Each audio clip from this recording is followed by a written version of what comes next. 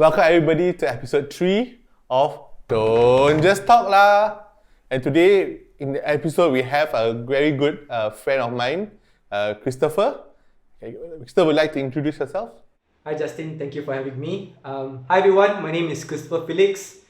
I'm actually from Subang Jaya. A little bit about myself, I have many interests. I'm interested in music to video editing, dabble into a little bit about literature on leadership. I'm also into sports. Right now my current interest is trying to keep my snake plant alive. But what I do for a living is I like to tell people that I'm a missionary who just happens to work a 9 to 5 in a local financial institution. That's just a little bit about myself. Awesome, thanks Chris. And so today's podcast we're going to talk about the topic of knowing your calling and responding to it. And so Christopher, I think the first question I want to ask you right now is, what is your calling that you proclaim so loudly just now, as you said you're a missionary? Thank you so much, Justin. Yep. I think just understanding and going back and defining the word calling. I think for me and how I look at it is really, what is my purpose here on earth? What's my mission? And at the end of the day, what on earth am I doing here on earth? I think for me, when I look back, what really helps me answer this call in my life is really based on my faith. Of course, Justin, I grew up as a Christian, and I'm really guided by the principles that's set in the Bible. And at a very young age, to supplement my reading of the Bible, I had read this book from Rick Warren, and he talked about purpose-driven life. And he really shared about basically these 5 callings that each particular person or individual has. And I think by reading that at a very young age, it kind of like shape in my understanding of knowing my call, my purpose here on earth. And maybe for today's particular podcast, I'd just like to share one particular component that he shared, which is fulfilling my ministry, understanding myself and using my gifts, my talents, and responding to that particular call. Right, interesting. So, and maybe you can share with us also, like, how did you come at what age to know this calling that you share about?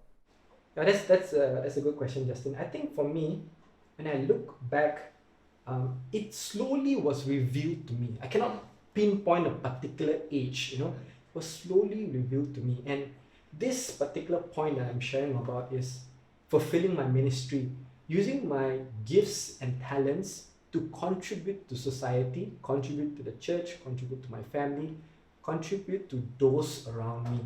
And I think for me, first of all, is understanding myself, my strengths. What am I good at? My natural abilities. Of course, Justin, I come from a musical family, so music comes quite naturally for me. Yeah. And I had to kind of like, basically just use that and grow that particular talent, that particular ability. But also found myself interested in other things, in really contributing to society. And whether it be communicating, the message of the gospel, the message of my faith. And that's where, maybe public speaking came into place, presentations. That's when I was involved in camps. And another particular area of just contributing at a very early age, my mom tells me about this, is that even when I was about 6 years old, in kindergarten, she saw me, just take up a chair for her. And she was telling me this particular story. I think for me, it's like, at that particular age, I was already trying to find ways to contribute, to help people. So I think that's really, how I responded to the call. Right. So I think that, you were sharing that, for you, it was just the idea of knowing it and kind of idea of responding.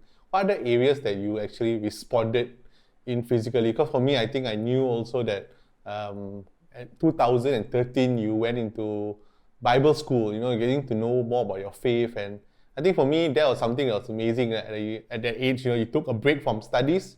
If I'm not mistaken, after your graduation, you went and did this leap of faith, to get to know your faith better, because earlier you talked about you knew your calling through your faith. You know, you knew like you grew up in that environment. So like, what else? How was it for you responding to that calling and to do this huge leap of faith to go and study, just to get to know more and actually strengthen that calling that you talk about? Yeah, I think it's very important, just as I mentioned about knowing my call, and the one way of responding to it, understanding my talents, my natural abilities, but also growing towards that. And what I mean by that is going through formation, going through training. So you talked about, yes, I spent about 10 months to 11 months in India, because I knew that my calling was to share the gospel, present it in such a way that was easily understandable to people. And I went to India to Bible school to help me in my understanding. But also before that, going back to music, I had that natural ability, but also going for classes, trying to, increase my knowledge and my skill.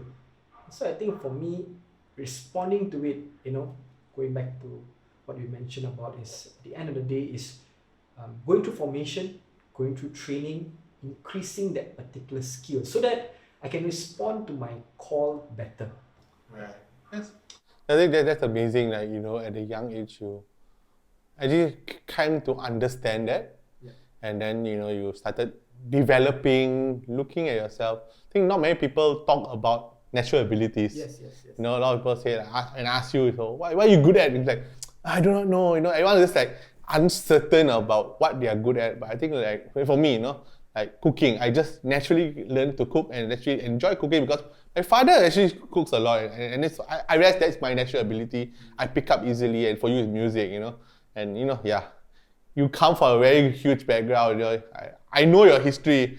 Your uncle is one of the most amazing drummers, and then you came out right up. I think when you were younger, you and your dad, both of you all. I think that's amazing. When your brother that joined in the first podcast, John, he's also very musically talented. I think that's great. But I think one thing that you talked about that I loved about was even knowing that talent, but developing it. Yeah, I think it's interesting, Justin, you said this, and maybe I'm going off script a bit.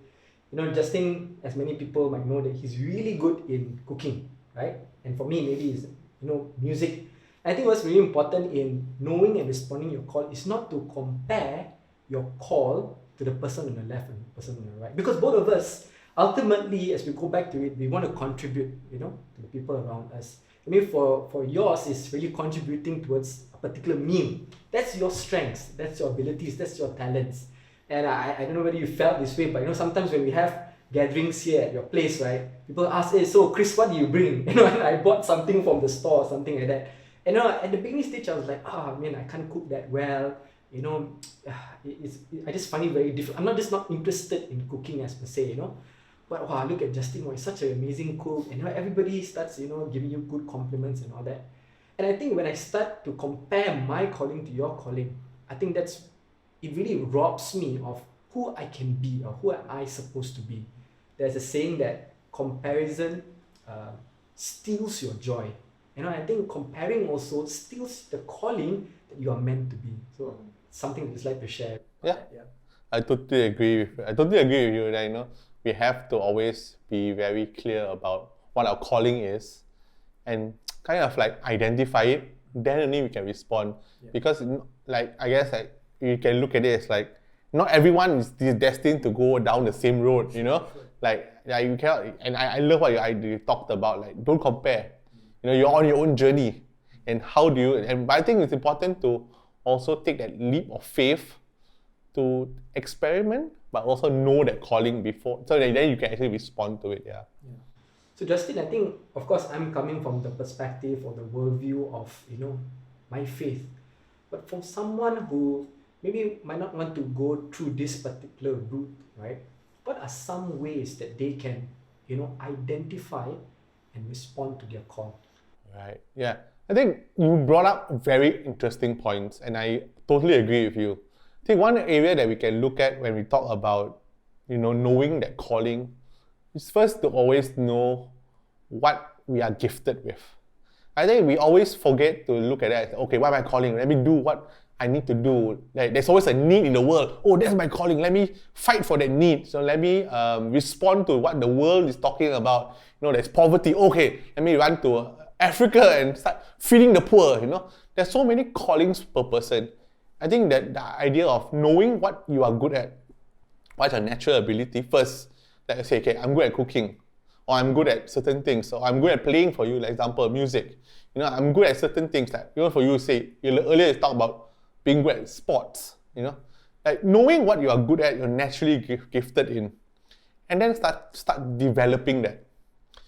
I think for you talk about faith a lot. You talk about how you know your faith through your calling, through your faith, sorry. And I think that is something that a lot of people may not experience that. But I think we can always look at ourselves and go, okay, like some people find their calling through their faith and their religion, but there's also some people who can find their calling through introspection. The word that I like to use is that look at yourself, see what you're good at, what naturally comes to you. Example, if you're good at talking, maybe you look at, maybe your passion is towards talking, It's very rarely that you learn a new giftings.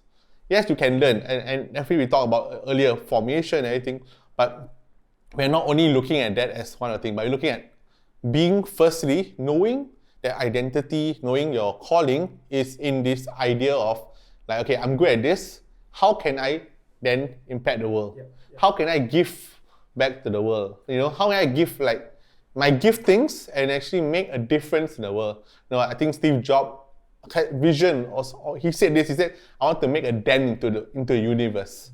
He wanted to make that he makes a difference in the world, that even when he passed on, and say he's passed on many years ago, and we still are talking about him, we're still using his products, we're still using his creation, and I think that was something that he knew that he was good at. He was very innovative, and so he used that to respond to his calling. And I think for people who maybe, I still won't say that not everybody will respond to their calling through their religion, like what you talked about. But then for them, it's that yes, religion has a great plug, and if you find that in the thing, great. You find your calling through that. But if you're not, then there's other ways of it. So that earlier we talked about like knowing your calling. Next is and through your gifting and talents. But the other ways of knowing your calling is also to try it out, to actually go into it. Let me just test out. I think I can do this. And naturally, that's how a lot of people find their calling, especially in this past 2 years. I've seen so many people from different industries, right, lose their jobs because of the pandemic. But what the resilience does, steps in, and they try baking. I study, I think you see Instagram now, like everyone is opening a baking shop or baking a channel, or a cooking channel. I know musicians, that from musicians, then now that they're going to cooking and they're selling their food and their products, And I think it's that how they thrive, how they knew it was that, let's just try it out, and they thrive. I think in many industries we see that people trying out something and say, okay, let me develop it more, and then you realize that that's what they call that is how they respond to their calling also. So I think it's the answer that I look at is that it's a very wide journey of everybody, and I think the only way to do is to, yes, firstly, like what you said, identify what am I good at, what is that I can add to the world, then respond to it, try it out, and then you see, oh, is this for me? Is this not for me? But I think generally that's how we do it, like for me, I love talking, and for me, I went into a program called Jumpstart. I went for it, and in that program, it helped me see, okay, what my good things are, what's my strengths, how I wanted to impact the world. And that's how I even came to do what I'm doing today in doing life coaching. It's because I realized that I love helping people out. I love journeying with people. And that's why I'm doing it today. Because realizing that, from young, naturally I was evolving to that. Yeah, so I think that's how I would say for a person that wants to know what their passion and what their giftings are, I think that's a good way of doing it, is to actually introspect first, but also then respond. Test it out, try it out, and then we can actually go into that. You try it, and then maybe you will excel in it. But it's okay if you don't excel, try again. Look at how I can develop it. How can I make it better? I think one person that I kind of also see it happening, right? Especially your cousin. Both Mel and Victoria, I think for them that they are using their passions, right, in like doing something that develops financial stability for them also, right? That Victoria, from flying to now doing her own products of business, and I think that's something that's amazing. For Mel, she was in working and so she still does baking. So I think that's how they know, is that I test it out and I actually see development. Right? Yeah. So amazing, guys. Thank you so much for joining us on this podcast today. But good news, guys, there is also a part 2 to this. Alright, so Christopher will be actually talking much more in part 2 about how he actually starts living it out. So do catch us on the next one, and see you all later.